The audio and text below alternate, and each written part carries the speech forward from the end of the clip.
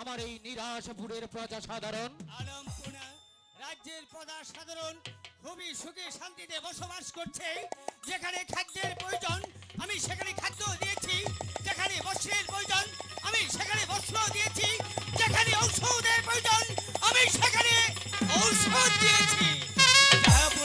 মারহাবা মারহাবা মারহাবা। উজির আজম আপনার মুখে এ বাণী শুনে গর্বে আমার বুকটা ভরে গিয়েছে। আমার নিরাশপুরের প্রজা সাধারণ সুখে শান্তিতে কালাতিবাত করছে। উজির আজম আমার এই নিরাশপুরের প্রজাদেরকে আমি আমার সন্তানের মতো ভালোবাসি। ওদের চোখ থেকে এক ফোঁটা অশ্রু ঝরলে বাদশাহ আলী এক কাপড়ের বুক থেকে ফোঁটা ফোঁটা রক্ত ঝরে। আর প্রজাদের মুখে একবার কষ্ট দেখলে আমার বুকটা কষ্টে মরে যায়। তাই তো আপনাকে বলছি উজির আজম আমারও যাবেন আমার এই প্রজাদের ঘরে ঘরে গিয়ে দেখবেন আমার প্রজারা কিভাবে কালাতিবাত করছে। আবার আপনাকে বলছি যেখানে খাদ্যের প্রয়োজন সেখানে খাদ্য দেবেন, যেখানে বস্ত্রের প্রয়োজন সেখানে বস্ত্র দেবেন, যেখানে ঔষধের প্রয়োজন সেখানে ঔষধ দেবেন। সব শেষে একটি কথা ইয়াদ রাখবেন, আমার এই নিরাশপুরের একটি প্রজাও যেন দুঃখে কষ্টে অনাহারে কালাতিবাত না করি। জনসাধারণ কেমন খুশিতে আনন্দে উল্লাস করছে। জাহাপুরা আপনি একবার চার দেয়ালের বাহিরে যাই দেখুন, আপনার জন কীর্তন করছে এবং সুখে শান্তিতেই বসবাস করছে। সুবহানাল্লাহ। উজির আজম আলমপুরা প্রজাদেরকে আমি আমার প্রাণের চেয়ে বেশি ভালোবাসি। যখনই আমি শুনি আমার এই নিরাশপুরের প্রজারা সুখে শান্তিতে কালাতিবাত করছে তখনই আনন্দে আমার বুকটা ভরে যায়। আবার যখন শুনি আমার নিরাশপুরের কোনো প্রজা বা অনাহারে অত্যাহারে রয়েছে কষ্টে আমার বুকটা ভরে যায়, তখন দুহাত তুলে মেহেরবান খোদা তাআলার কাছে প্রার্থনা করিবি, হে মেহেরবান খোদা তাআলা পাক পরওয়ারদিগার তুমি আমার প্রজাদের দিকে লক্ষ্য রেখো যেন সর্বদা আমি ওদের মুখে হাসি ফুটিয়ে রাখতে পারি। উজির আজম এই বিষয়ে আপনি নিশ্চিন্তে থাকতে পারেন। হ্যাঁ উজির আজম। প্রজা সাধারণের প্রত্যেকটি ঘরে ঘরে আমি খবর নিয়েছি, প্রজা সাধারণ আনন্দেই বসবাস করছে এবং আপনার গুণকে টন করছে। উজির আজম মহলের চার দেয়ালের মাঝে থাকতে থাকতে আমি বেশ হাঁপিয়ে উঠেছি। তাই তো আমি মনে মনে মনস্থির করেছি আগামীকাল আমি মেঘাই শিকারে যাব। জাহাপনা আপনি হরিণ শিকারে যাবেন সে যে আনন্দের কথা, আমি এই মুহূর্তেই আপনাকে হরিণ শিকারের সমস্ত আয়োজন দিয়ে আমি আপনাকে হরিণ শিকারের সমস্ত ব্যবস্থা করে দিচ্ছি। উজির আজম তাহলে আর বিলম্ব না করে আপনি নিজ হাতে আমাকে শিকারের সাহায্যে সজ্জিত করে দেবেন। আমি তীর ধনুক নিয়ে যাব মৃগয় শিকার করতে হবে। কিন্তু তার পূর্বে আপনাকে বলে যাচ্ছি একটি কথা, যতদিন আমি শিকার থেকে ফিরে না যাব ততদিন আমার স্থানে বসে আপনি প্রজাদের দিকে লক্ষ্য রাখবেন। আমি যেন এসে শুনি আমার নিরাশপুরের প্রজাদের কোন রকম দুঃখ বা কষ্ট হয়নি। যাহোক না, আমি আপনার পাশে থেকে যতটুকু পেয়েছি সহযোগিতা করেছি এবং কি প্রজা পালনে আপনার পাশে আমি সব সময় সহযোগিতা করে আসছি। যতদিন বিলাসপুরে এই মসনদ রয়েছে ততদিন আপনি থাকবেন, আপনার পাশে আমি থাকবো। আমি যতটুকু পারি রাজকার্যে আপনাদেরকে আমি সহযোগিতা করবো।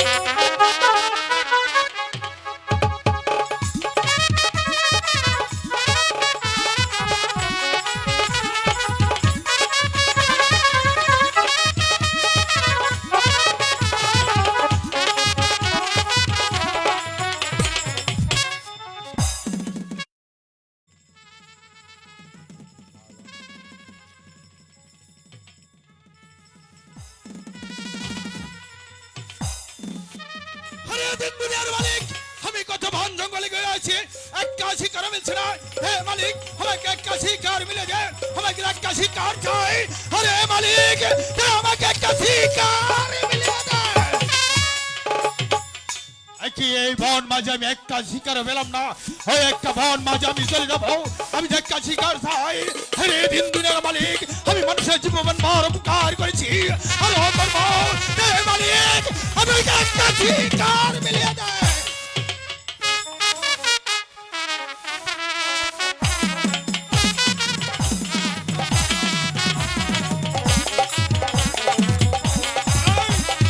আজ থেকে আমি আর ডাকাতি করব না।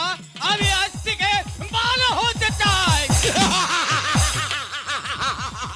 লালুয়া আর ডাকাতি করবে না, কিন্তু এই পথে আসা সহজ আর ফিরে যাওয়া কঠিন। তাই তোমার ডাকাতি করতে হবে। কিন্তু গতকালকে যে ট্রেন ডাকাতি করে 40,000 টাকা নিচ্ছে, সেই টাকাগুলো কেন তুমি সত্তরের কাছে জমা করা হয়নি? আমি সেই গরিবদের মাঝে মিলিয়ে দিয়েছি।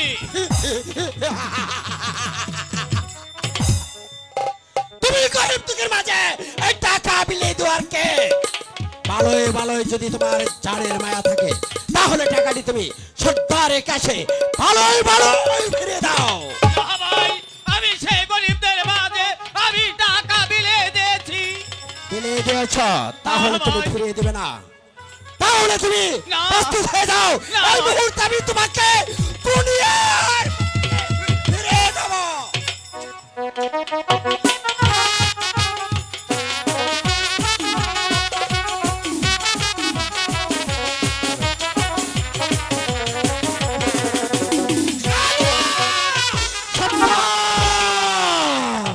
তোরা কি নিয়ে ঝগড়া করছিস?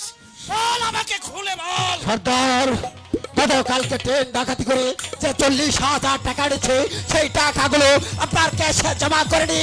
আর বলেছে উনি কি সেই টাকা গরিব দুঃখের মাঝে মিলিয়ে দিয়েছে। আর সর্দার, গতকাল ট্রেনে ডাকাতে যে 40,000 টাকা এনেছিস, সেই টাকাগুলো আমার হাতে জমা দিসনি কেন? বল বল বলুয়া। সর্দার, আমি সেই টাকাগুলো এই গরিবদের মাঝে বিলিয়ে দিয়েছি। গরিবদের মধ্যে তুই বিলিয়ে দিয়েছিস?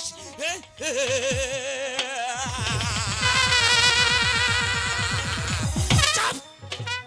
বেয়াদব, তুই গরিবদের মধ্যে বিলিয়ে দিয়েছিস। হ্যাঁ সর্দার, আমরা ধন সম্পদ লুণ্ঠন করে আমাদের জীবিকা নির্ভয় করি, আজ তুই গরিবদের মধ্যে বিলিয়ে দিয়ে তুই দয়ালু সাচ্ছিস, তাই না?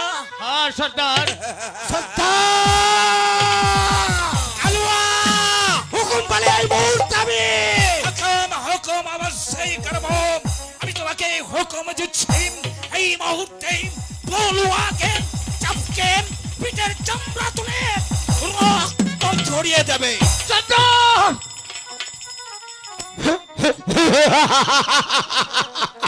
বহুদিন পর আজ আমি সর্দারের হুকুম পেয়েছে। তুমি যদি এই মুহূর্তে ওই 40,000 টাকা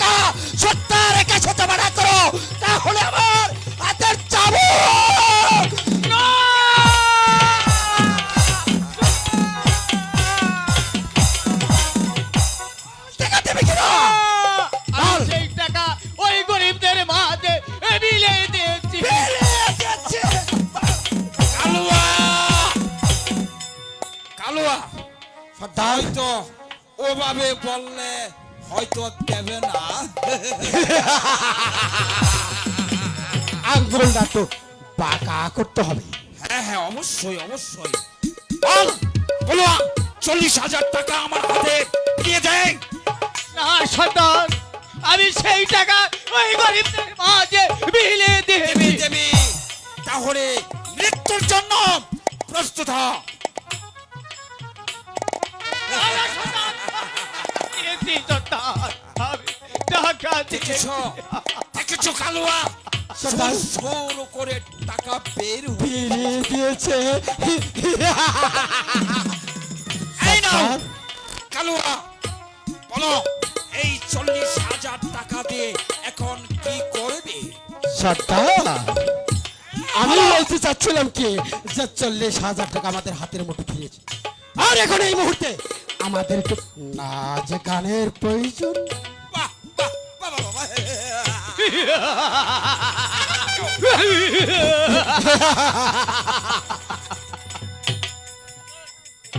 বলুয়া, সর্দার, আমাদের সঙ্গে থাক, কোথাও যেতে পারবি না, আনন্দ করবি না, ফুর্তি করবি না, এত দুঃখ করলি।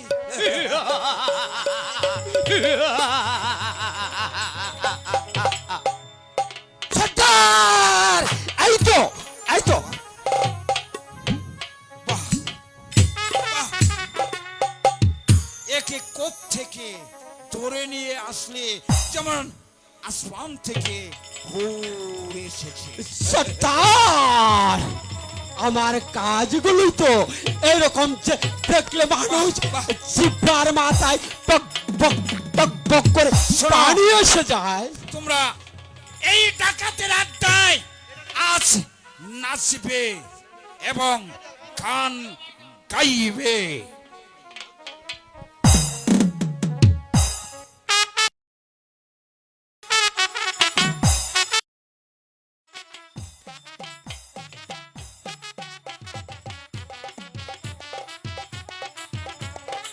ওরে দাও, ওরে দাও সর্দারের মন্ত্র তোমরা গালিয়ে দাও।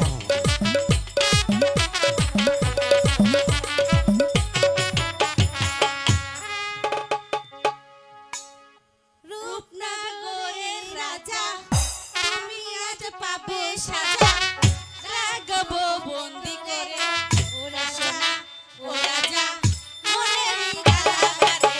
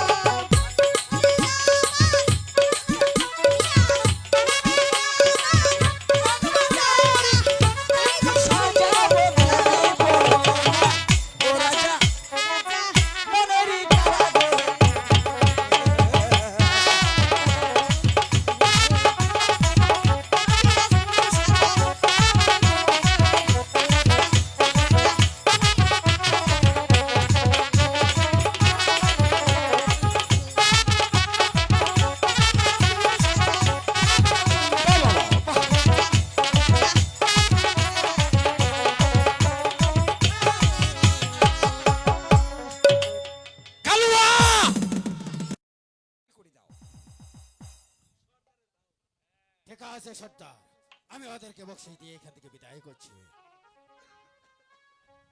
আই নাও তোমাদের বকশিশ। কালুয়া, বলুয়া, আসছি আমরা ডাকাতি করতে যাব। সর্দার, হ্যাঁ? আমি আসার পথে শুনেছি শুনেছি? আজ নাকি এই রাস্তায় বাদশা একাব্বর শিকার করতে যাচ্ছে।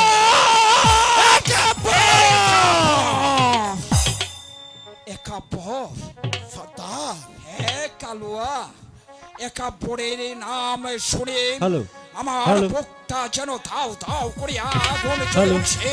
তুমি জানো কালু খাম, আমি একদিন গিয়েছিলাম বাদশাহ একাব্বরের দরবারে। গিয়ে আমি তার কাছে আমি ভিক্ষে চেয়েছিলাম, আমাকে ভিক্ষে না দিয়ে দূর দূর করে প্রাসাদ থেকে তাড়িয়ে দিয়েছেন। সেই থেকে আমার বুকের মধ্যে দাউ দাউ করে আগুন জ্বলছে। একাব্বরের সমস্ত কিছু আমি লুণ্ঠন করবো। সর্দার, আপনার হুকুম বলে এই মুহূর্তে আমরা বিলম্ব না করে যে পথে বাদশা একাব্বর শিকার করতে যাচ্ছে আমরা সেই পথে হুঙ্কার পেকে চলে যাব। ওই একাব্বর বাদশাকে হামলা দিয়ে একাব্বর বাদশার কাছ থেকে টাকা পয়সা সোনা দানা যা কিছু পাবো আমরা তাই কিছু তাই চলো, তাই চলো এই মুহূর্তে আমরা একাব্বর বাদশার উপর ঝাঁপিয়ে পড়ি। চলেন সর্দার।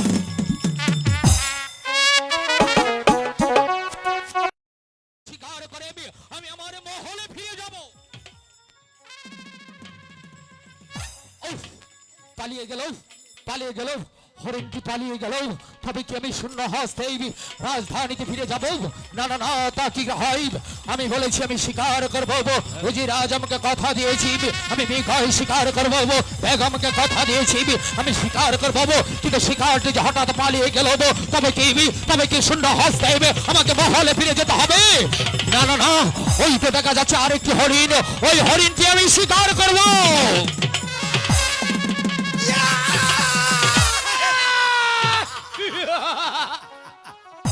কি কে তোমরা? আমাকে চিনতে পারবে না, আমরা ডাকাত। ডাকাত? আমার কাছে কি চাও?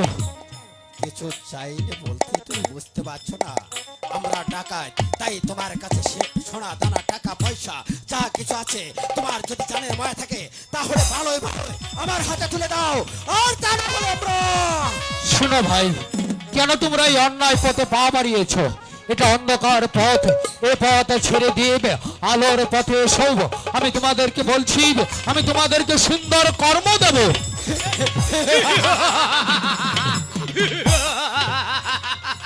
আমি বলছি যাহা কিছু আছে তাহা কিছু দিয়ে দাও। তোমরা আমার পরিচয় জানো? আমার পরিচয় শুনলে তোমরা এখান থেকে পালিয়ে যাবে। আমি হয়েছি নীলাশাপুরের বাদশাহ আলী একাব্বর।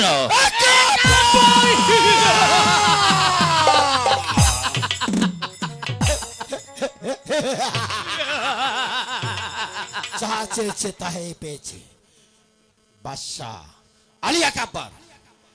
আমি বলছি তোমার কাছে যাহা কিছু আছে ভালোই ভালোই আমার হাতে তুলে দাও। যদি না দেই?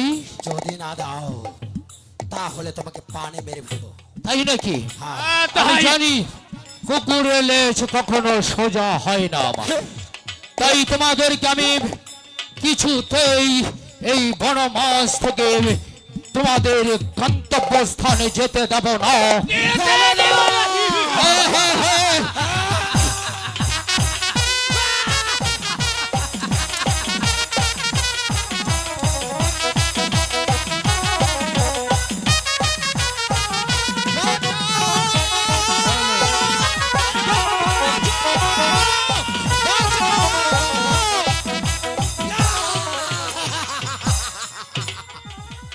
কি আমার ভন মাঝে কাজ জানিস নে? ভন মাঝে বনরাজ আছে। জানি এই বড় মাঝে বড় রাজ আছে, কিন্তু আমরা ডাকাত, আমাদের হাত থেকে আমাদের শিকার তুই কেড়ে নিতে পারবি না। তাহলে এই লড়াই দে। ঠিক আছে। এই তবে লড়াই দে।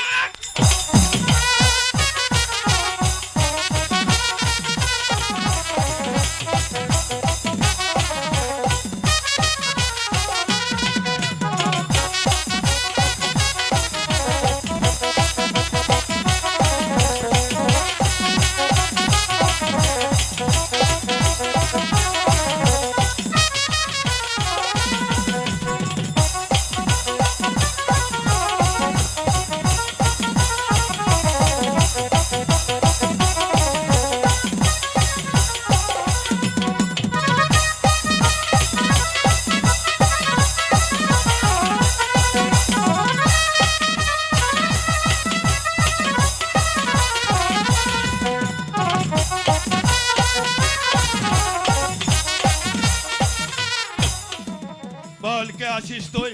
এই বনমাজ আছে বিপদে পড়েছিস। আমি বনরাজ আছি, আমি মানুষের জীবন বড় উপকার করেছি, বড় উপকার করবো। বল এই বনমাজে এসে তুই বিপদে পড়েছিস কেন? এই গহীন বনমাজ আছে। বনরাজ, আমি হয়েছি নীলাশপুরের বাদশাহ আলী একাব্বর। নিরাজপুরের বাদশাহ আলী একাব্বর। আরে তুই আমার মনিব আছিস? আরে রাজা নে আমার প্রণাম নেগে।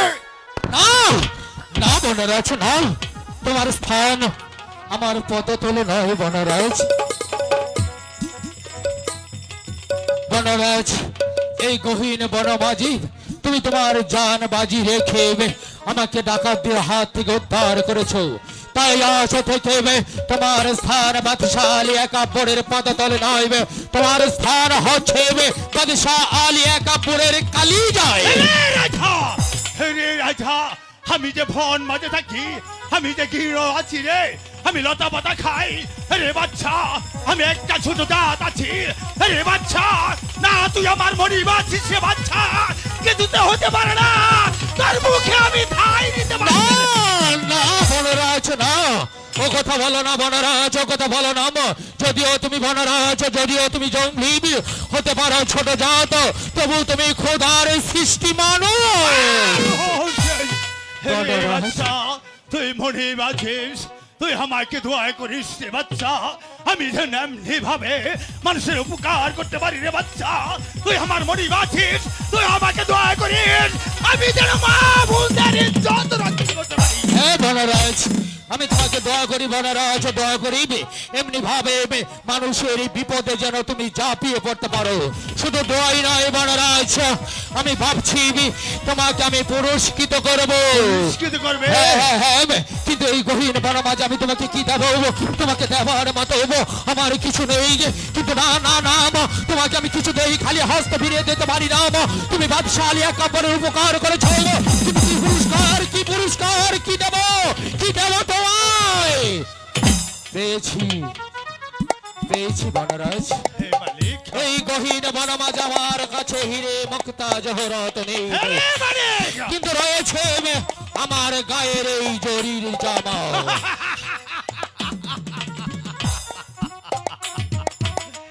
আমাকে হাসাচ্ছি রে রাজা, কেন তুই বাবা? আমাকে হাসালে, কেন? আমি এই জরির জামা দিয়ে কি করবো? বনরাজ, শুধু আমার গায়ের এই জরির জামাই নয়, ওই যে দেখো বনরাজ, বটবৃক্ষের নিচে বাঁধা রয়েছে আমার উড়িয়ে মাছ ঘোড়া। উড়িয়া ভাজগু। হ্যাঁ বনরাজ, আমার গায়ের এই জরির জামা আর আমার উড়িয়ে মাছ ঘোড়াজ আমি তোমাকে উপহার দেবো, আর এই উপহার নিয়ে তুমি চলে যাবে তোমার গৃহে। দেখবে বনরাজ, একদিন না একদিন বাদশাহ আলী একাব্বরের দেওয়া পুরস্কার তোমার কাজে আসবে।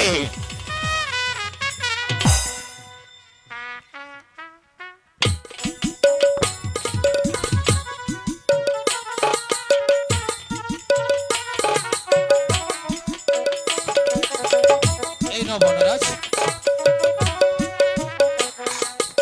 রে দুনিয়ার মানুষ, এই একটা ঘৃণ্য জাত বনমাঝে থাকে বনরাজ, সবাই তাকে ঘৃণার ঠুক্কা দেয়। হে মানুষ, একাব্বর বাদশা থেকে আলঙ্গিন করে তাকে উপহার দিয়েছে। হে দুনিয়ার মানুষ, তুই আমাকে দোয়া করিস, আমি যেন মারি মানুষের উপকারই করতে। বনরাজ, এবার আমাকে খানিকটা পথ এগিয়ে দাও। ঠিক আছে মালিক, চলো বনরাজ।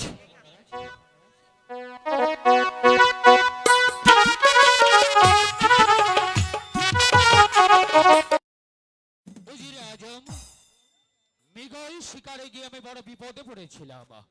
ডাকাত দল আমাকে আক্রমণ করেছিল। আমার কাতর আর্তনাদ শুনে বনরাজ এসে ডাকাতদের হাত থেকে আমাকে উদ্ধার করেছে। উজিরে আজম,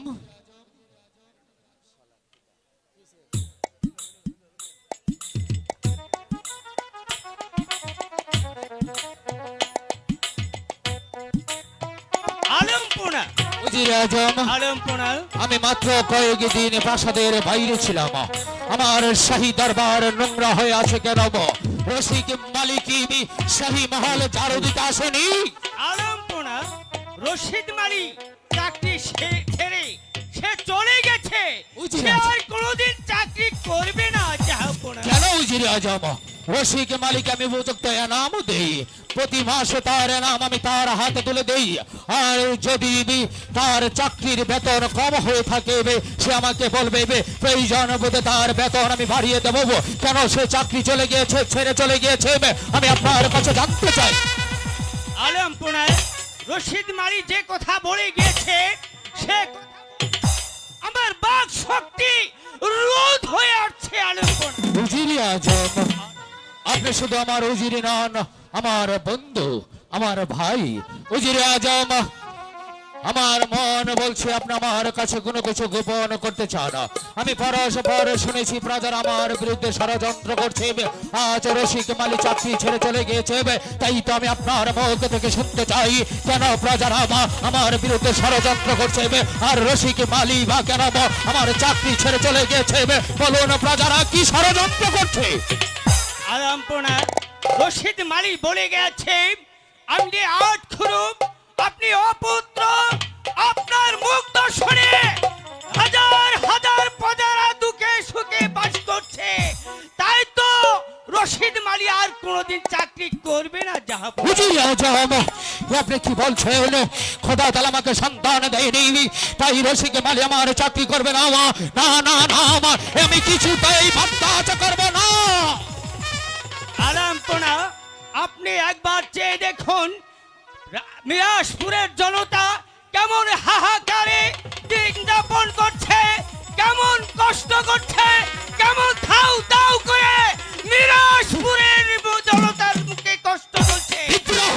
আপনি একবার চেয়ে দেখুন। বিদ্রোহের কণ্ঠ শুনতে পাচ্ছি আমি আপনার কণ্ঠ থেকে। উজিরে আজম, একটি কথা মনে রাখবেন, আপনি আমার বেতনভুক্ত কর্মচারী, আর আমি আপনার চাকরিদাতা প্রভু। আমার সম্মুখে দাঁড়িয়ে আমারই অন্যায় প্রতিপালিত হইবে, আমারই শাহী দরবারে দাঁড়িয়ে এত বড় কথা আপনি বলেছেন, তাই আপনাকে আমি কিছুতেই ক্ষমা করবো না। আমার শাস্তি দেবো, কঠিন শাস্তি। আপনার শাস্তি হচ্ছে এই মুহূর্তে আমি দরবার ত্যাগ করুন, আপনার মুখ আমি আর দেখতে চাই না।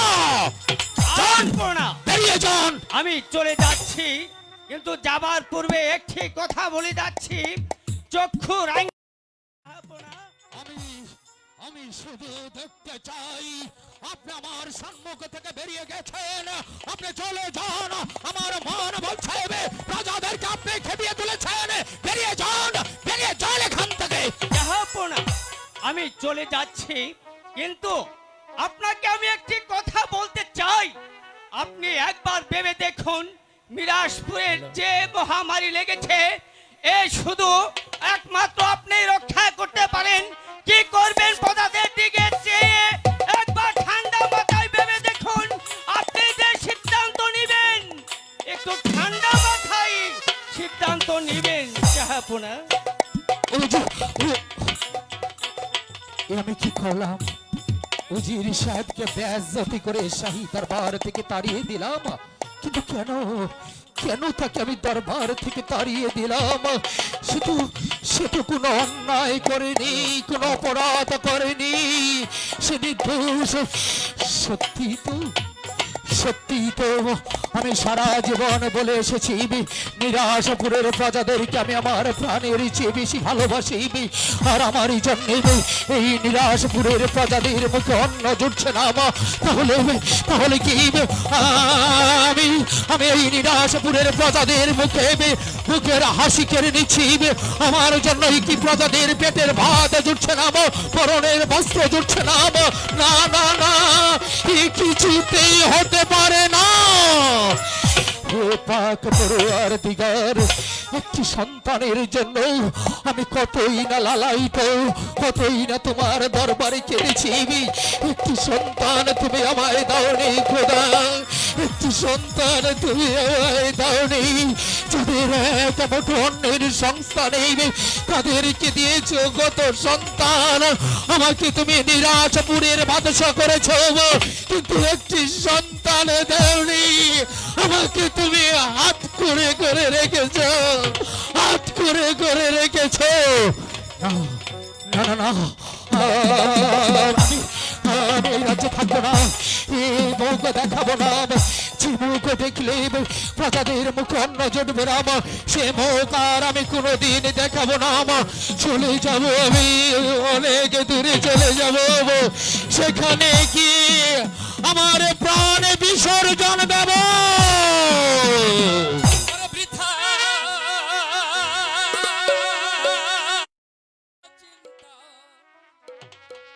চিন্তা করো না রাজন।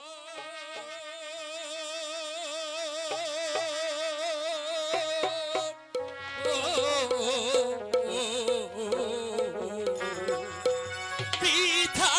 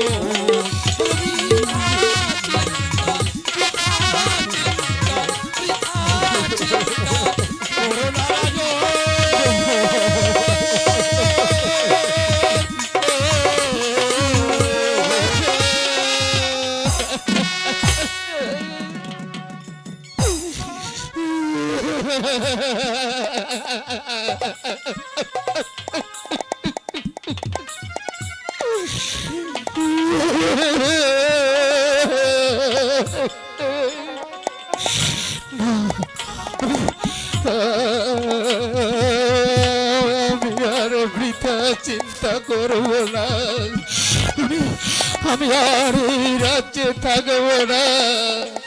আমার প্রজাদের মুখ থেকে আমি আর হাসি কেড়ে নেব না, কেড়ে নেব না। আব্বা হুজুর, একদিন আপনি এই মসনদে আমাকে বসিয়ে বলেছিলেন, একবার তোর হাতে রেখে গেলাম আমার এই নিরাজপুরের প্রজাদেরকে, তুই নিরাজপুরের প্রজাদেরকে দেখে রাখিস বাবা। আমি আপনার কাছে প্রতিজ্ঞা করে বলেছিলাম, আব্বা হুজুর, যতদিন আপনার সন্তান বাদশালী আকবর বেঁচে থাকবে ততদিন প্রজাদের মনে এতটুকু আঘাত দেবে না। পারিনি আব্বা হুজুর, পারিনি।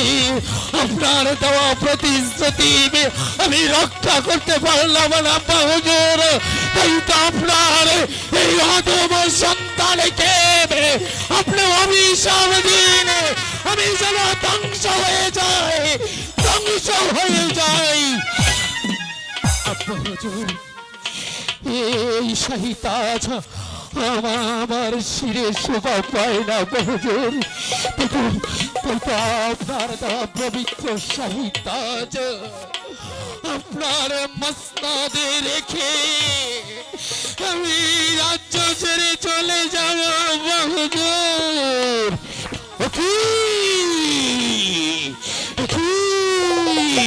থর থর করে হঠাৎ মসনদটা কেঁপে উঠলো কেন? মনে হচ্ছে আমার শাহী মহল থর থর করে কাঁপছে। জাহানারা, না না না না না, জাহানারাকে আমি ডাকবো না, ডাকবো না।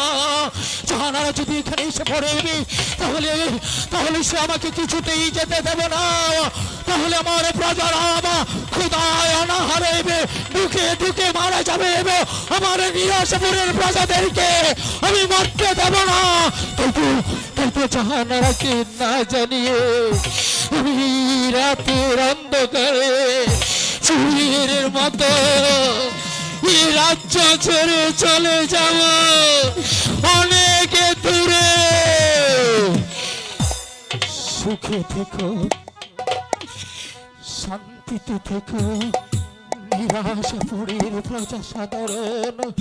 তোমাদের এই অক্ষম বাদশাহ আলী আকবর তোমাদের কাছ থেকে চির বিদায় নিয়ে চলে যাচ্ছে। দুঃখ শুধু একটাই, কেউ দেখল না এ বুকের হাহাকার, কেউ দেখল না এ বুকে কত চাওয়াতে ব্যথা, আমার ব্যথা আমি ছাড়ার অন্য কেউ জানে না।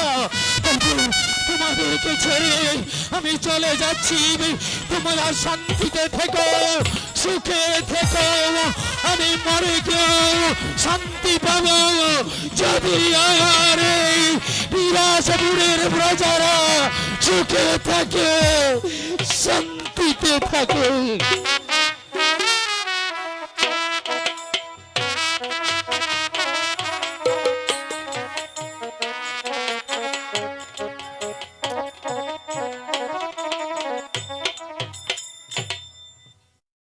প্রাসাদ দেখছি খালি, তাহলে জাহাপনা কোথায় গেল দেখি, আমি ঘুরে দেখি জাহাপনাকে আমি কোথাও খুঁজে পাই কিনা। না না, এখানেও তো নাই, তাহলে আমার জাহাপনা কোথায়?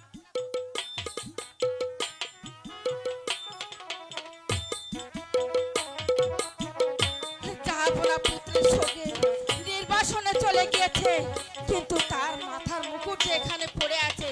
না না, জাহাপনা যে পথে চলে গেছে আমিও সেই পথে চলে যাব, এখানে আমি কিছুতেই থাকবো না। যদি হবে আমার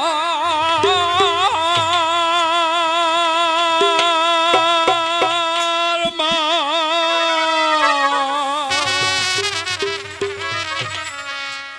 মুছো মাগো নয়ন ধানা,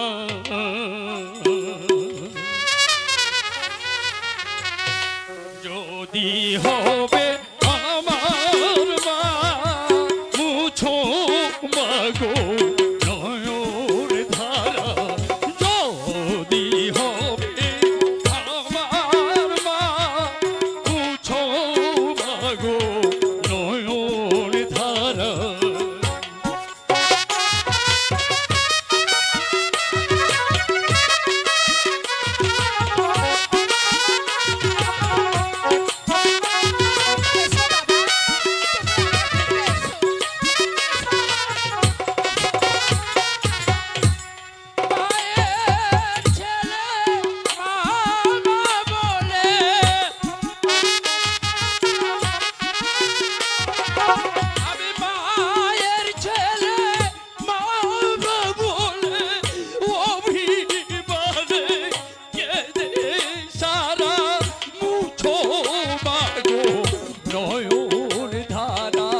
যদি হবে মহাত্মা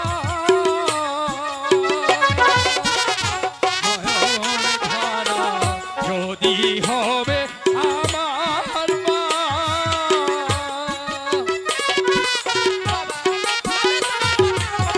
আমি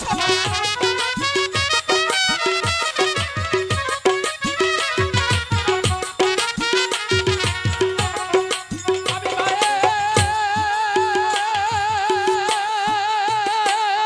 ছেলে হবে বলে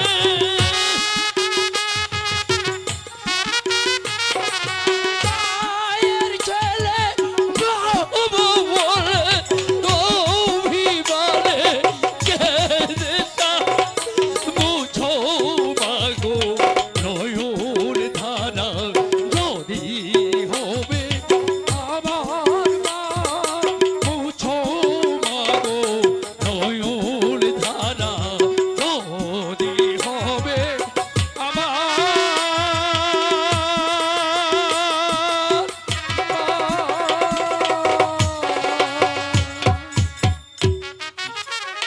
এসো বাবা, তুমি আমার পক্ষে এসো।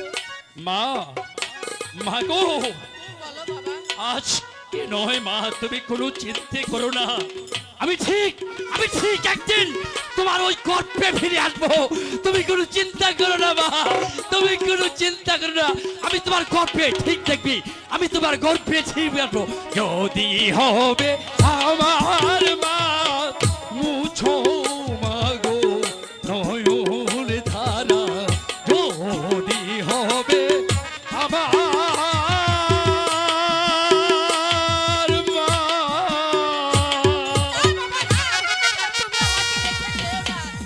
হে মেহেরবান খোদা, তুমি আমাকে শক্তি দাও।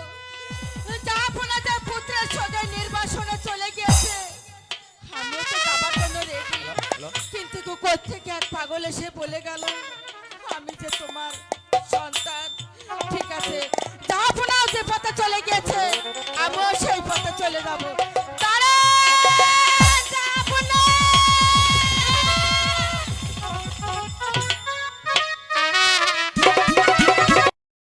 পরে রয়েছে মসনদ থালি, শুধু মুকুট রয়েছে, আমাদের জাহাপনা যে নেই। রাহেলা, জাহাপনা যে পুত্র সুখে দেশের জনতা তাকে আর্থুর বলে সম্বোধন করেছে, তাই তো উনি রাগে ক্ষোভে দরবার ছেড়ে চলে গিয়েছে। ওগো স্বামী, জাহাপনাকে দরবারে ফিরে এলুন স্বামী। রাহেলা, আমি জাহাপনার সামনে কোন মুখে যাব? জাহাপনা যে দরবার থেকে আমাকে তাড়িয়ে দিয়েছে। স্বামী, বাদ প্রতিবাদ না করে জাহাপনাকে ফিরে আনুন স্বামী, তা না হলে তো বোন জাহানারা প্রাণে বাঁচবে না স্বামী। হ্যাঁ রাহেলা, তুমি ঠিকই বলেছ। আমি এই মুহূর্তেই জাহাপনাকে খোঁজার জন্য চলে যাব। তুমি রানীমার পাশে দাঁড়াও, রানীমাকে সান্ত্বনা দাও। আমি এই মুহূর্তে, তুমি যখন বলছো এই মুহূর্তে আমি চলে যাব ওই নির্জন কারণে। আমি জাহাপনাকে যেমনি দই হোক, যেমন দই হোক, আমি জাহাপনাকে খুঁজে তন্ন তন্ন করে বের করে আমি তারপরেই দরবারে ফিরে আসবো। চলো ঠিক আছে স্বামী, তাই চলুন। তুমি রানীমাকে একটু সান্ত্বনা দাও। এসো রাহেলা।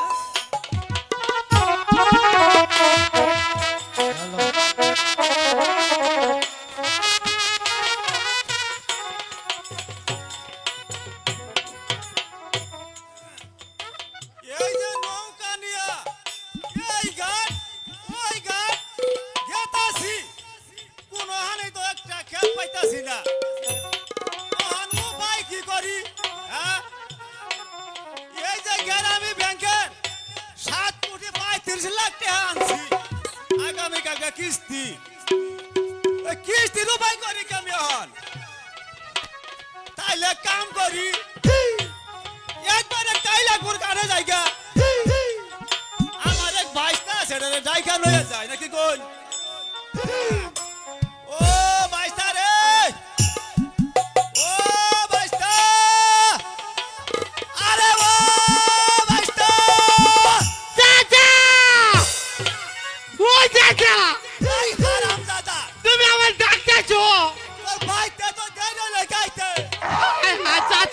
জানো না খবর এই রাজ্যে না এর কানা ঘুষা শুরু হয়েছে কে নিকে জানো এই রাজ্যে আর ঠাকুর যাব না এই রাজ্য ছেড়ে আমরা অন্য রাজ্যে যাই গিয়ে কি হয়েছে এর কানা ঘুষা খালি করতেছে এই রাজ্যে রাজা আছে না এই রাজার বলে পুলাহান চুলাহান হয় না এর মুখ দেখলে এটি বলে আটকুরে বাইরে কোস তো কো হুনবো এই এই এই রাজার যদি কোনো বলে মুখটা দেহন যায় তাহলে চাচা বুঝছো 12 বছর দুঃখ লেগে যাবো ভাগ্যে জানা গো কোদিন মনে ভাত খাই না খায়া রাজা বিগাইতাছি আইনা উবুদালা রে চাচা কুড়া রাজা সামনে গলা মানে ফেলাইও না ও চাচা তোমার একটা কথা কই আর কি বা করবা এই যে জরি চালাইছে উত্তাল সাগর ওহন তুমি কিবা করে নাওটা বাবা তাইলে ভাইটা কাম কর কও ওই যে জরি তুমি যে গান কইছিল না কোনটা জানি আমার মনে নাই তাই হে গান দাইছা কইছ দেখি এটা কমো হ্যাঁ চাচা কাম করো তুমি কি করুম কর আরে ভক্ত করে নৌকাটা বাঁধো একবার এই গাছের নগে যাইতা বান্ধু যাইতে বাঁধবা দুলে না জানি বুঝবো না যাইতা বান্ধি আচ্ছা মনে জানি থাকে মন থাকে জানি বাঁধো বান্ধি আনু কেউরছে ঘরে রে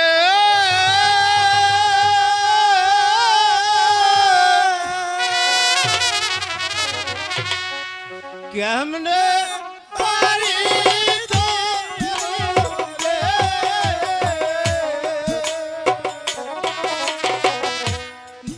দিবানিশি কান্দি রে কুলে বয়া আচ্ছা ধরো না কে নৌকা যে ঢুলে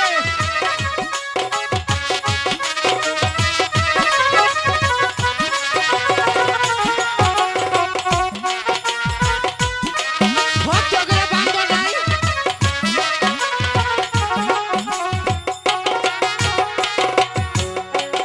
মঙ্গলরে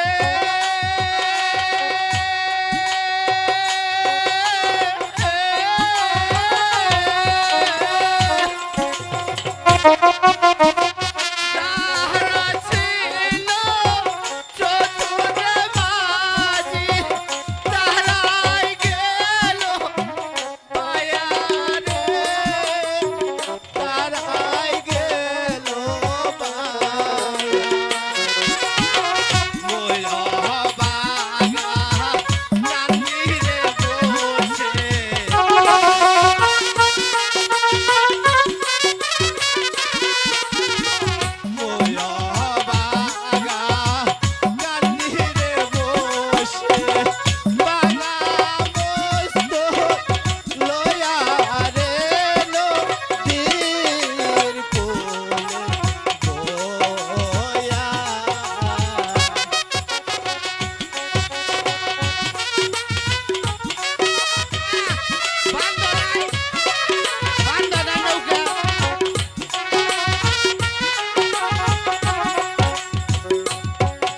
চাচা এই যে হুনো বাতাস বেশি নৌকা বেশি ঝুলতাছে বুঝছো গাহান কোন জানা এনে তো বহছে একটু বহ জিরাই নই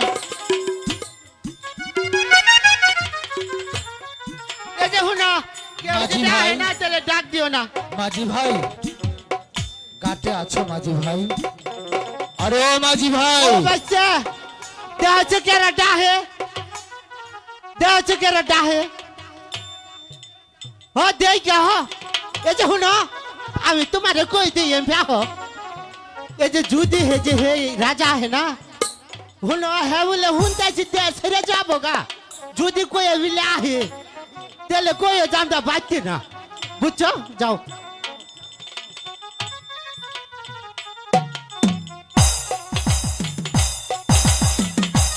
ও কি চাপাই চোখে হ্যাঁ হ্যাঁ হ্যাঁ আছে এই যে হুন ওটা কোন যাব না বুঝছো কইলে ফাটা বিপদ আছে ওহান মনে করে আইছে এই জঞ্জালে দেশ ছেড়ে বিদায় করি মাঝি ভাই, ও মাঝি ভাই, মাঝি ভাই,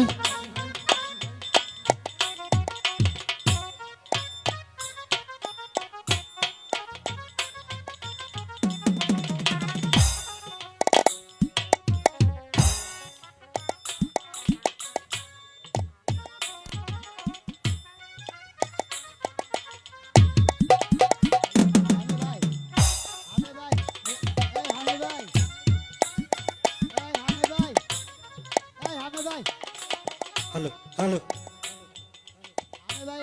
হ্যালো, ও চাচা এক কাম করো আইছে যখন তাহলে পার করি এই যে হুনো আমি কতটা মনে মনে জানাস হ্যাঁ তার এত সম্মান দিয়ে পার করে দিই মাঝি ভাই, এ কি মহারাজ আপনি না মাঝি ভাই, না আপনার এই অবস্থা মহারাজ না মাঝি ভাই, তোমরা আর আমাকে জাহাপনা বলে সম্বোধন করো না গো মাঝি ভাই। জানো আমার মুখ দর্শনে প্রজাদের অন্ন জুটে না, তাই আমি সংকল্প করেছি এই রাজ্য ছেড়ে আমি অনেক দূরে চলে যাব।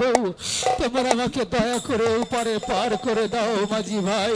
ঠিক আছে মহারাজ আপনি নাই নাই উঠে বসুন আমরা উপরে পার করে দিচ্ছি ও চাচা বাচ্চা চালিয়ে নৌকা ছাড় পার করে দেন না গো মাঝে বায়া যাও রে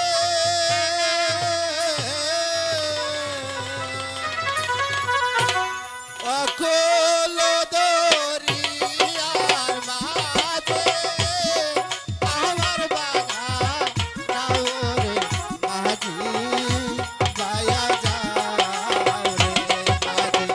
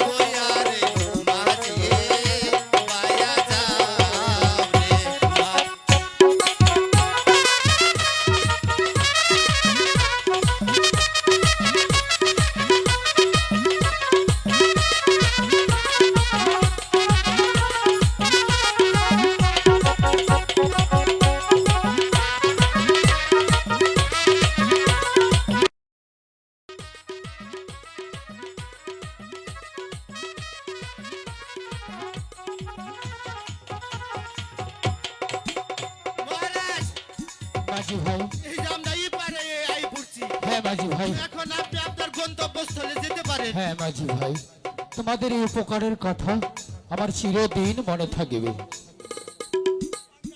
হ্যাঁ আজকে যে আর মুখ দেখছি না আর কাম হবো না নওলা জায়গা বাড়তে জীবন বাদ করে খাম না নও জায়গা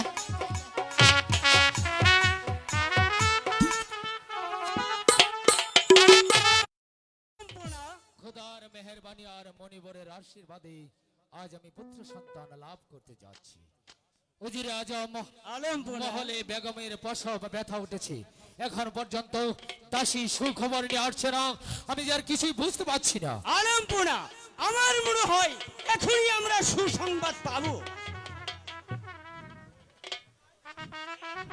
হ্যাঁ উজিরে আজম, তাই যেন হয়, উজিরে আজম তাই যেন হয়। দাসী সুখবর নিয়ে আসলেই আমি আমার প্রাণে শান্তি খুঁজে পাবো।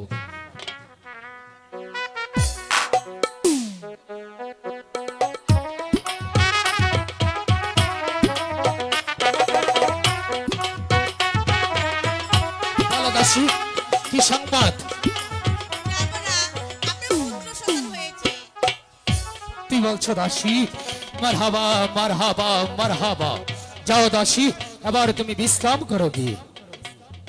উজিরে আজম আলমপুরা খোদার মেহেরবানি আর মণিবরের আশীর্বাদে আজ আমি পুত্র সন্তান লাভ করেছি। পৃথিবীর বুক থেকে মুছে গেল বাদশাহ আলী একাব্বরের 8 খুরে নাম, আর প্রজারা আমাকে 8 খুরে বলে ধিক্কার দিতে পারবে না। কিন্তু উজিরে আজম, আলমপুরা শাহজাদার নাম রাখা একান্ত প্রয়োজন। এবার বলুন, শাহজাদার কি নাম রাখা যায়? আলমপুরা আমার মনে হয় গণক ঠাকুরকে রাজদরবারে তলব করে গণক ঠাকুরের মধ্যে নাম রাখলে খুব সুন্দর হবে। উত্তম কথাই বলেছেন উজিরে আজম। তাহলে আর বিলম্ব না করে এই মুহূর্তে রাখুন আপনি রাজজ্যোতিষীকে। এই কে আছিস? রাজদরবারে রাজদরবারে পাঠিয়ে দেওয়া হোক।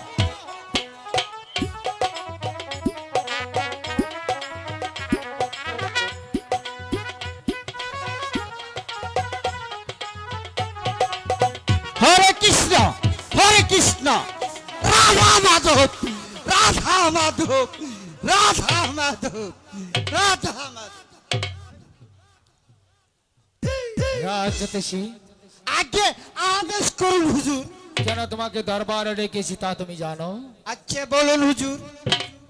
খোদার মেহেরবানি আর মণিবরের আশীর্বাদে আমি পুত্র সন্তান লাভ করেছি, তাই তো শাহজাদার নাম রাখা একান্ত প্রয়োজন। তুমি ভালো করে গণনা করে দেখো আমার একমাত্র সন্তানের কি নাম রাখা যায়। ঠিক আছে, আগে তাই করছি।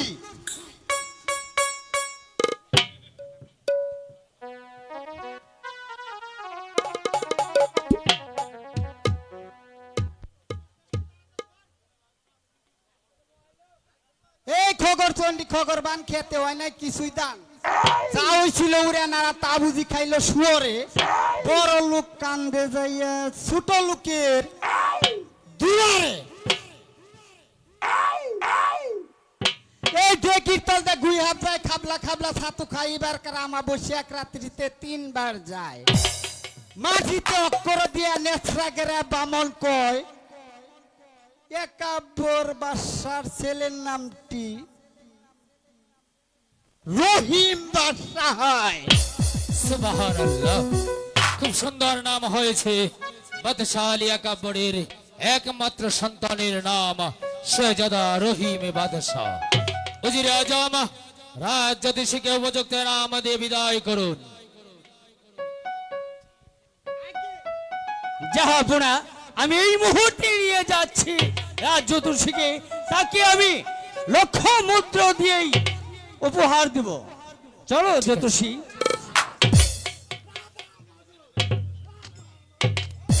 উজিরে আজম, আলমপনা শাহজাদার জন্মের পর আনন্দের নহর বয়ে গিয়েছে এই নিরাশপুর রাজ্যে।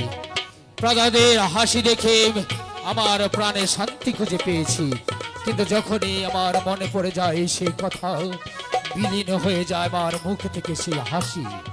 উজিরে আজম, আলমপনা তাই তো আপনাকে বলছি, সারা রাজ্যময় ঢুল পিটিয়ে ঘোষণা করে দিন আমার সন্তানের বয়স যেদিন 12 দিন পূর্ণ হবে, ঠিক সেই দিনে যার কন্যার বয়স 12 বছর পূর্ণ হবে, তার কন্যাকে যেন বধূ সাজিয়ে আমার মহলে নিয়ে আসবে।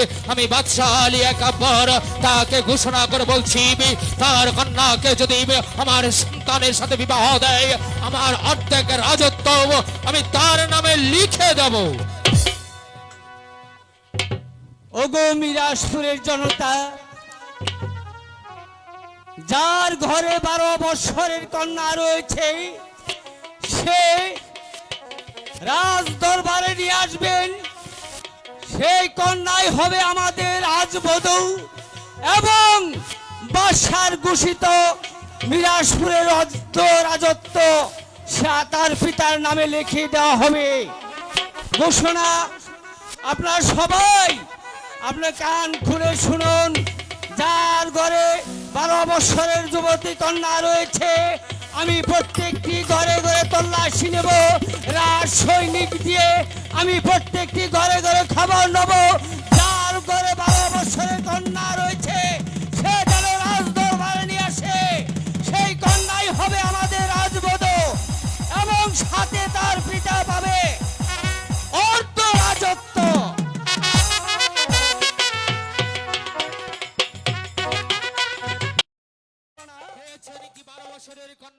আলম্পনা, আমি প্রত্যেকটি প্রজাদের ঘরে ঘরে তল্লাশি নিয়েছি, রাজ সৈনিক দিয়ে প্রতিটি প্রজাদের ঘরে ঘরে গিয়েছি, আমি কোথাও 12 বছরের কন্যার সন্ধান পাইনি জাহাপনা। উজির আজম, আলম্পনা, এ আপনি কি বলছেন উজির আজম? এ আপনি কি বলছেন? 12 বছরের কন্যার সন্তান পাননি, তাহলে কি আমি পারবো না আমার প্রাণাদিক পুত্র শেহজাদা রহিমকে বাঁচাতে? না না না মা, এ কিছুতেই হতে পারে না মা, আমার মনে হয় আপনি খুঁজতে কোথাও বাকি রেখেছেন। আলম্পনা, আমি আমার যথাসাধ্য আমি রাজ সৈনিক দিয়ে প্রত্যেকটি প্রজাদের ঘরে ঘরে আমি তল্লাশি করে দেখেছি এবং কি আমি প্রত্যেকটি প্রজার ঘরের খবর নিয়েছি, কোথাও 12 বছরের কন্যার সন্তান আমি পাইনি। উজির আজম, জাহাপনা, আপনাকে যে আরো অপেক্ষা করতে হবে। না উজির আজম না, আর মাত্র কয়েকটি দিন বাকি, আর অপেক্ষা করা চলবে না মা। যদি যদি এর মধ্যে 12 বছরের কন্যার সন্তান না পাই তাহলে আমার পুত্রকে আমি বাঁচাতে পারবো না মা। তাই বলছি আর বিলম্ব না করে আবার এখন রাজ জ্যোতিষীকে রাজ জ্যোতিষী গণনা করে দেখবে তার ঘরে আছে 12 বছরের কন্যা।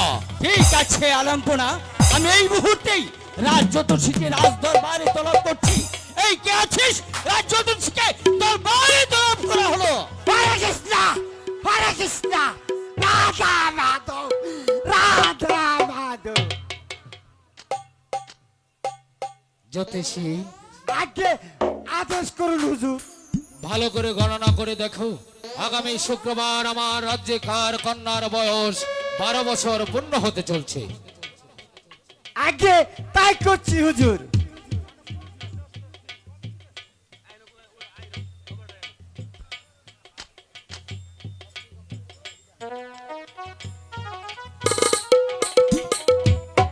এই পূবেতে বন্দনা করি পূবের বানুস্বর, উত্তরে বন্দনা করি হিমালয় পর্বত, পশ্চিমে খুঁজিলাম আমি মক্কা মদিনার ঘর নাই, দক্ষিণে খুঁজিলাম আমি বান্য নদী সাগর নাই।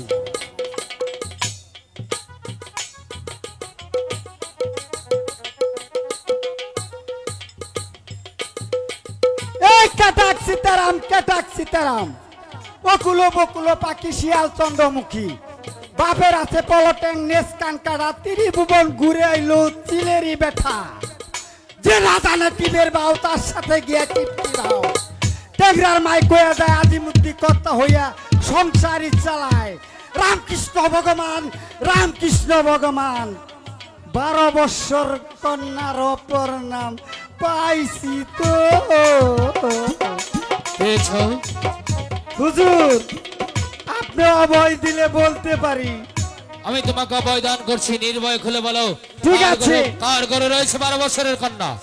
হুজুর, এই 11 মাস 29 দিন পূর্ণ হতে চলেছে, এই মাটিতে অক্ষর দিয়া নেসরা গাইরা বামন কয় উজির কন্যা মারুপবানের বয়স আগামীকাল 12 বছর হুজুর পূর্ণ হতে চলেছে। মারহাবা, মারহাবা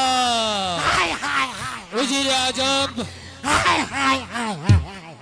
আলম্পনা,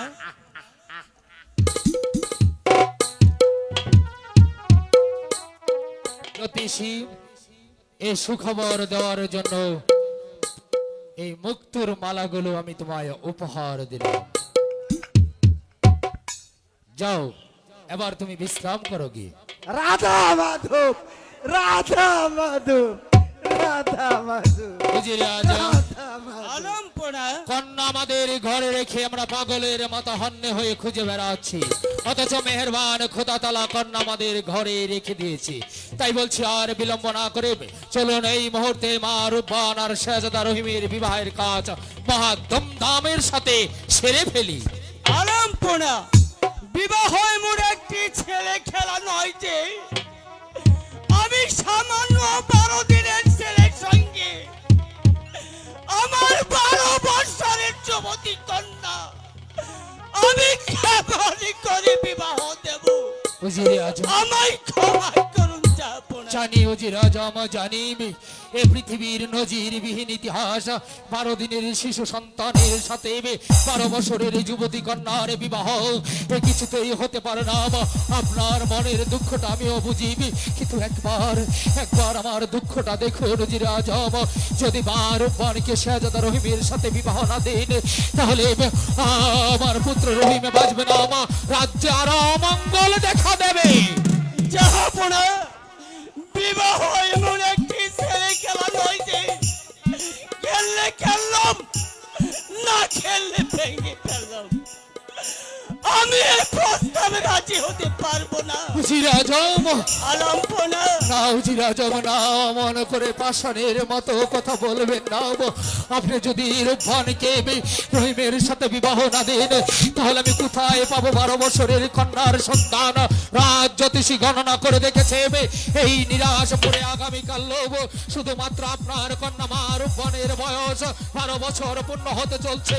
তাই তো বলছি আপনি মা রূপবানকে রহিমের হাতে তুলে দিন। আমায় ক্ষমা করুন যাপনা।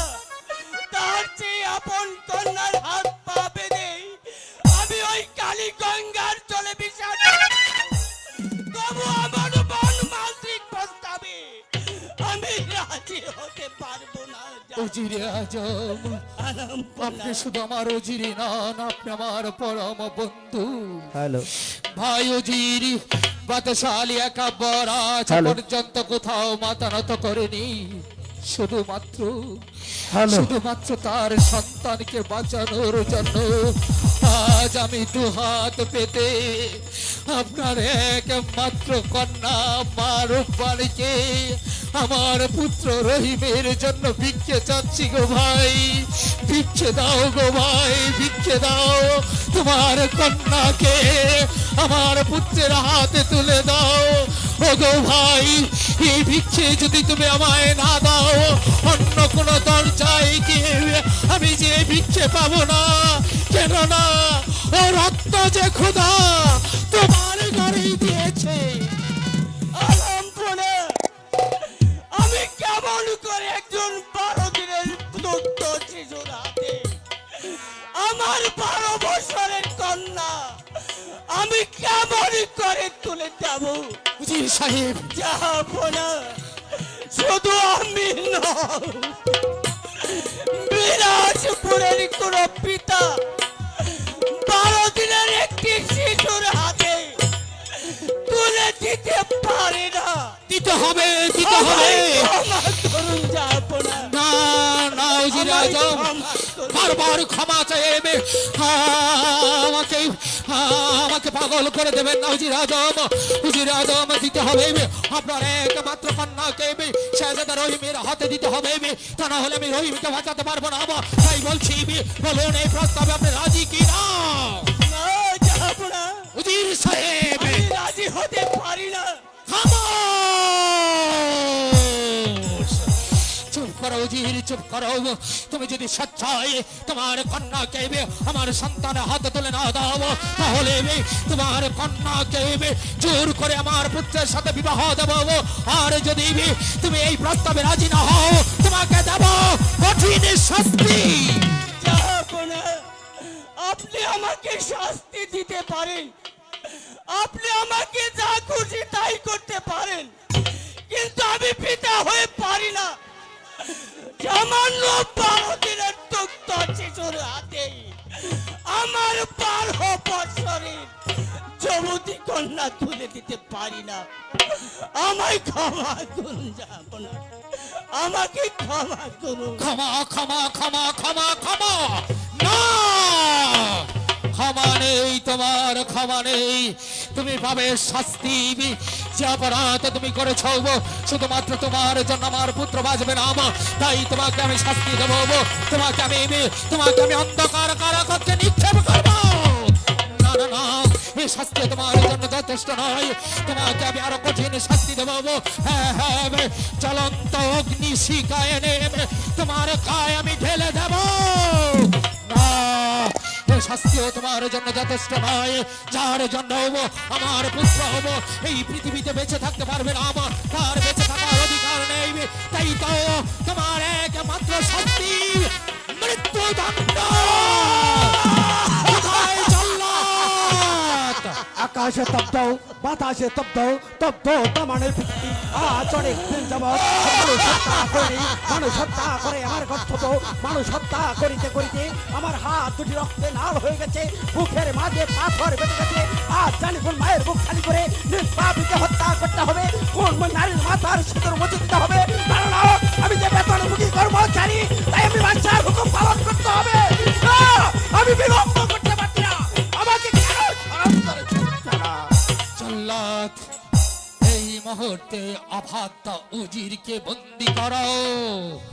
আপনার হুকুম আমি পালন করব। বন্দি করো, কে বন্দি করো।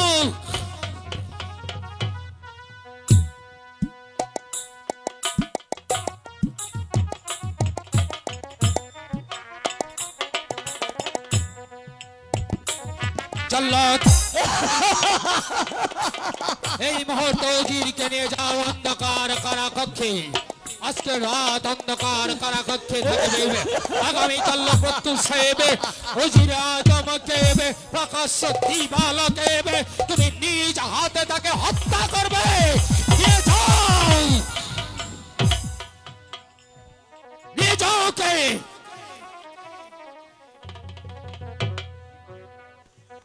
উজির সাহেব, আমাকে নিয়ে চলো। নিয়ে যাও, নিয়ে যাও জল্লাদ। হ্যালো, যাব না, আমি চলে যাচ্ছি। যাবার পূর্বে আমি আপনাকে দুটি কথা বলে যাচ্ছি। আপনার বিচারে আমি প্রাণদণ্ড মেনে নিয়েছি, কিন্তু আমার একটা অনুরোধ রইল। আমার আমার মাকে জানো, আমার মাকে জানো ছিনে নাও না। জল্লাদ, নিয়ে যাও, নিয়ে যাও কে। নিয়ে যাচ্ছে হুজুর সাহেব, আপনি চলে আসুন। নিয়ে যাও জল্লাদ, নিয়ে যাও। আমি ওকে আর সইতে পারছি না, নিয়ে যাও আমার চোখের সম্মুখ থেকে। হুজুর সাহেব,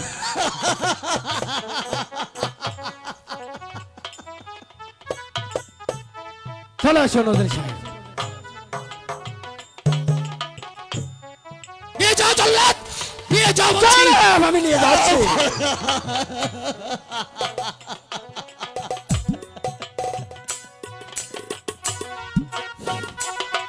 উজির, উজির সাহেব, না না না, জল্লাদ, উজিরকে নিয়ে যাচ্ছি জল্লাদ। উজির আমার বন্ধু, আমার ভাই, ওকে হত্যা করবি না। ফিরে আয় জল্লাদ, ফিরে আয়।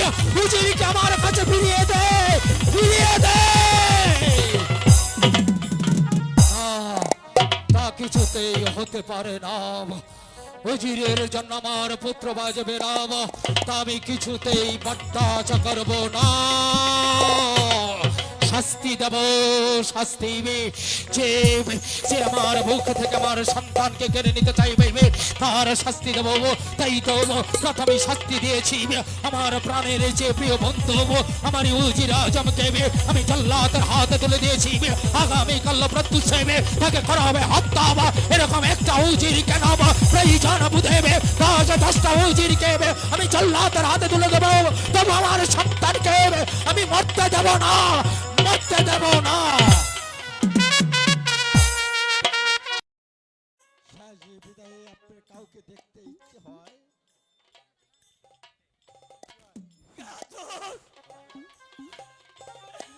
আমি যে মৃত্যুর পথে দাঁড়িয়ে আমার যে কিছু খেতে ইচ্ছে হয় না। ওজির সাহেব, আপনি বলুন, যদি আপনার কাউকে দেখতে ইচ্ছে হয় তাহলে আমি শেষ সময়ে আমি চেষ্টা করব।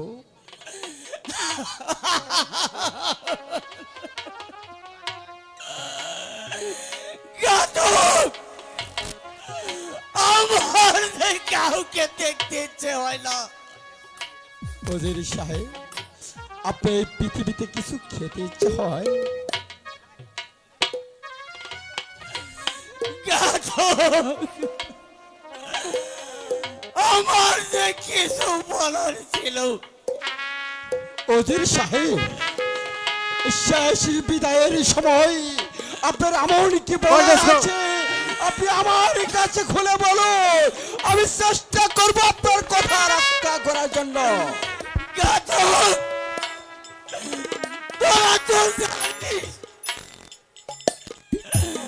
আমি বাচ্চার পাশে থেকে সবসময় রাজকার্যে আমি সুপরামর্শ দিয়েছি। বলুন ওজির সাহেব। আমি যদি ইচ্ছে করতাম আমি ঘোষণা করতে পারতাম, তা আপনি করেননি। কিন্তু না, তো আমি তা করিনি। আমার একটি ইশারায় বাদশাহ শাহী মসনদ কান কান হয়ে যেত। ওজির সাহেব, ঘাতক! বলুন বলুন, আরো যদি কিছু বলার থাকে আপনি বলুন। এই ঘাতক!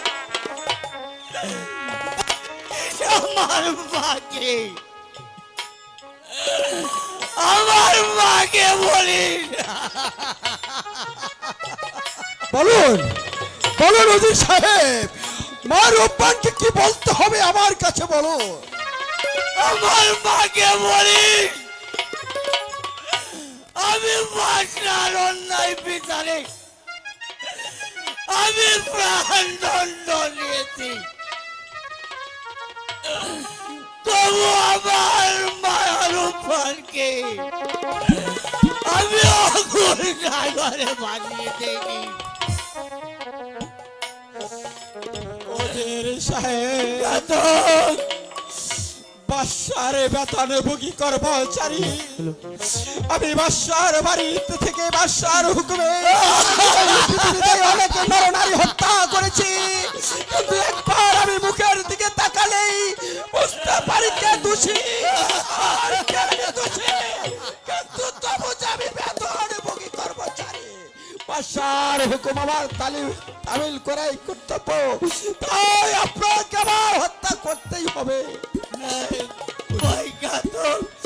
বলুন বলুন। তুমি তোমার কাজ শেষ করে নাও, আমি যা সহ্য করতে পারছি না। আমি আমি আমার কাজ হাসিল করব, বাদশার হুকুম তামিল করব, তাই আপনি মৃত্যুর জন্য প্রস্তুত হয়ে যান। আমি আপনাকে হত্যা করে বাদশার হুকুম তামিল করব। ঘাতক! ভালো, এই তো আমি প্রস্তুত হয়ে গেছি, তুমি তোমার কাজ শেষ করে নাও ভাই। ঠিকই বলেছ, এই মুহূর্তে আপনাকে আমি হত্যা করি, আমি বাদশার হুকুম তামিল করব। জয়!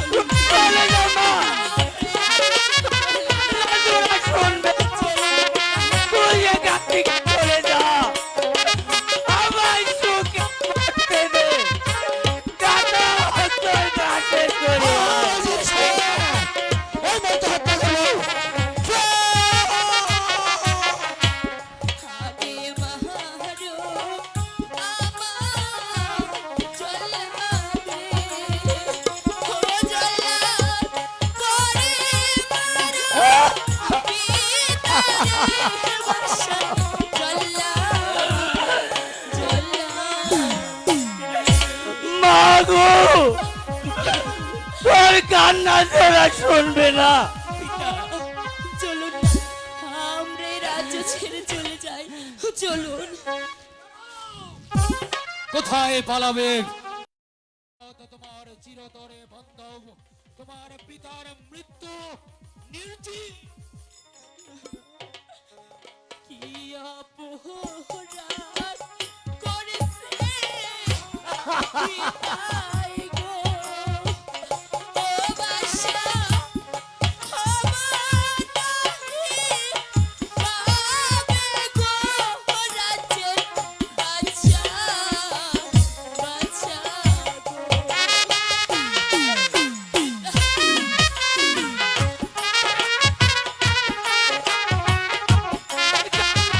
শুনবে না।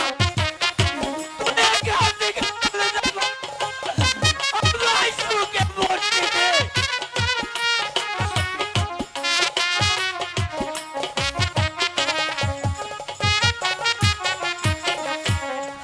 আগে মারুন আমার বাঁচাবো, ও বাসা করে মারুন পিতারে, রাজ্যে বাঁচা বাঁচাবো।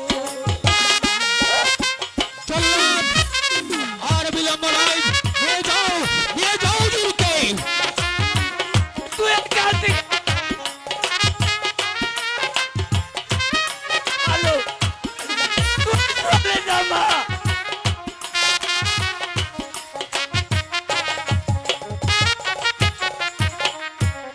হাতে ধরি পায়ে ধরি গো, ও বাসা ছেড়ে দিন পিতারে, হ্যালো। রাজ্যে বাঁচা বাঁচা। তোমার পিতাকে আমি মুক্তি দিতে পারি শুধুমাত্র একটি শর্তে। একটি শর্তে হ্যাঁ, বলো।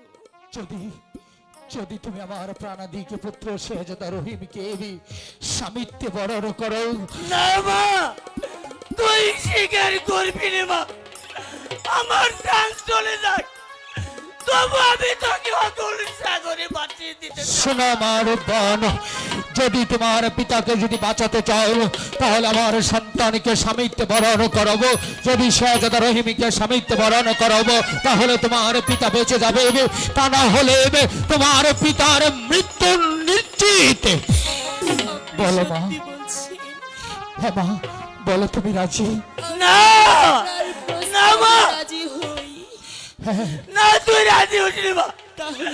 আমার এই তুচ্ছ জীবনের জন্য আমি তোকে বলছি দেব না। আমার পিতাকে মুক্ত দিবেন। হ্যাঁ মা, না আমি তোমাকে না, কথা মা। দিচ্ছি, তোমার পিতাকে আমি তুই মুক্ত করে রাজি দেব। হচ্ছিস? বলো মা তুমি রাজি? এই সাইডে যা মারবেন তুই বলো অনেকে মা, ভালো। তুমি রাজি? না এই তো আমি মৃত্যুর দ্বারা রাজি প্রস্তুত হয়ে হয়েছি। যাবো, রাজি হয়ে যাবো। আমাকে হত্যা আমার করে না, সন্তানকে বাঁচাও মা, আমাকে আমার হত্যা সন্তানকে করে না। বাঁচাও। বলো তুই মা, রাজি তুমি রাজি? হচ্ছিস মা, তুই রাজি হচ্ছিস। বল মা, বল।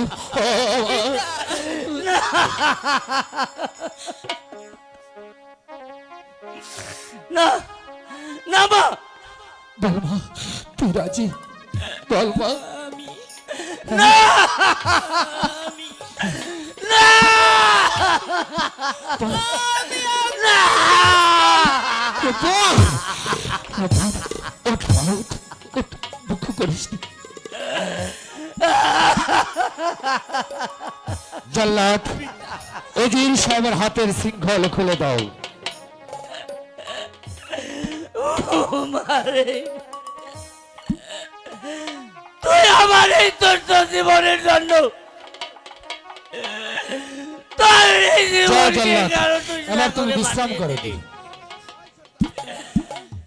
আমি আমার যে মৃত্যুই ভালো ছিল।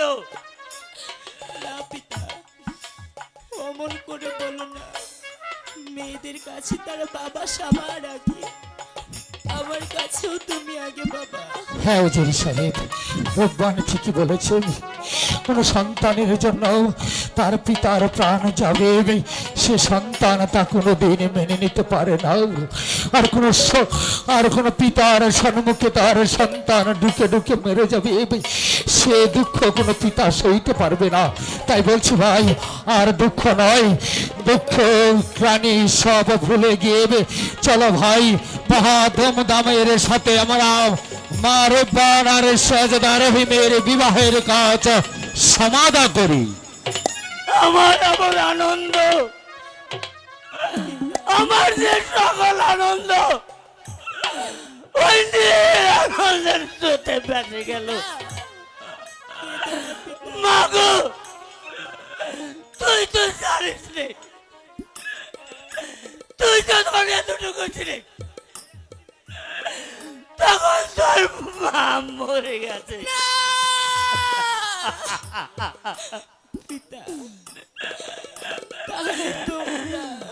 আমি তোকে এই বুকে রেখেছি মা। মধ্যরাত্রে দেখতাম তুই মন পরিশ্রম করেছিস। তুই জানিস মা, আমি এই দু হাতে তোকে কেঁদে সাফ করেছি, আমি আমার মুখে তোকে ঘুমিয়ে রেখেছি। আমার তোর দুঃখের সামনে তোর দুঃখ আমি সইতে পারবো না মা। পিতা, তোর দুঃখের যে আমার মৃত্যু অনেক ভালো। সুখ যে কলমের কালিতে লেখা যায় না পিতা, উপরে একজন বসে আছে। সে যদি আমার কপালে সুখ না লিখে, তাহলে যে সুখ কেনা যায় না পিতা। ও বিধি।